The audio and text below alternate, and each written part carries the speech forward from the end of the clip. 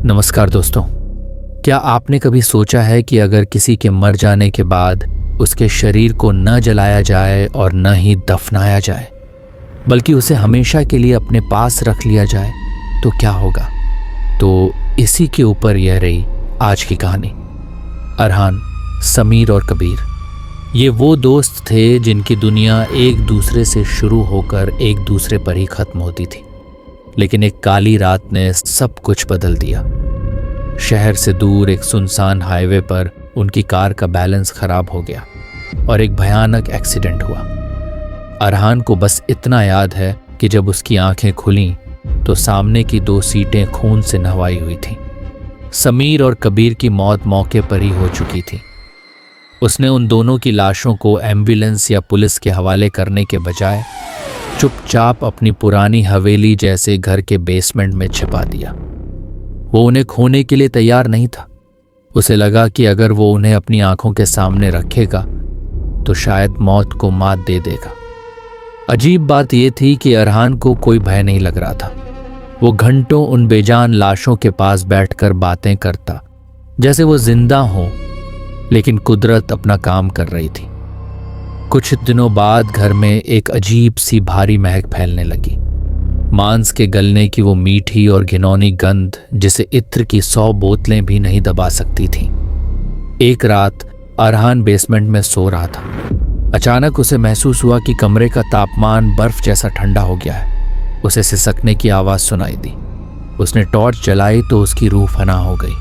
समीर, जिसकी गर्दन एक्सीडेंट में टूट चुकी थी, वो अब फर्श पर रेंग रहा था। उसकी आंखें लाल हो चुकी थीं और वो बिना पलक झपकाए अरहान को देख रहा था।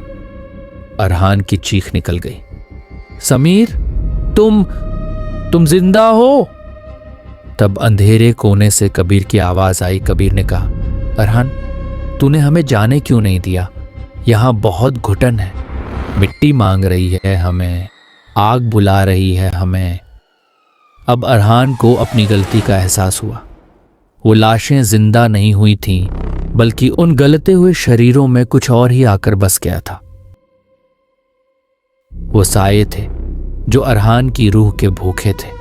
अगले कुछ दिनों तक अरहान ने जो झेला वो नर्क से भी बदतर था। वो जब भी घर से बाहर निकलने की कोशिश करता, उसे अपने दोनों दोस्तों की लाशें दरवाजे पर मिलती। उनकी खाल गलकर फर्श पर गिर रही थी। उनकी आंखों से काला खून बह रहा था, लेकिन वो उसे खोने को तैयार नहीं थे। हफ्ते बीत गए। आसपास वालों ने जब बदबू और अजीब आवाजों की शिकायत की तो पुलिस ने दरवाजा खोला। जो मंजर अंदर था उसने अफसरों की रातों की नींद खराब कर दी। अंदर 3 लाशें थीं। समीर और कबीर की लाशें तो काफी पुरानी और गल चुकी थीं, लेकिन सबसे चौंकाने वाली बात अरहान की थी। अरहान एक सोफे पर बैठा था। उसके चेहरे पर एक सुकून भरी मुस्कान थी। लेकिन जब डॉक्टर्स ने उसकी जांच की तो पता चला कि अरहान की मौत भी उसी एक्सीडेंट वाली रात को ही हो गई थी। तो दोस्तों, ये थी आज की कहानी। आशा करता हूँ आपको ये कहानी पसंद आई होगी। अब मिलते हैं अपनी नेक्स्ट वीडियो में। तब तक के लिए शुक्रिया।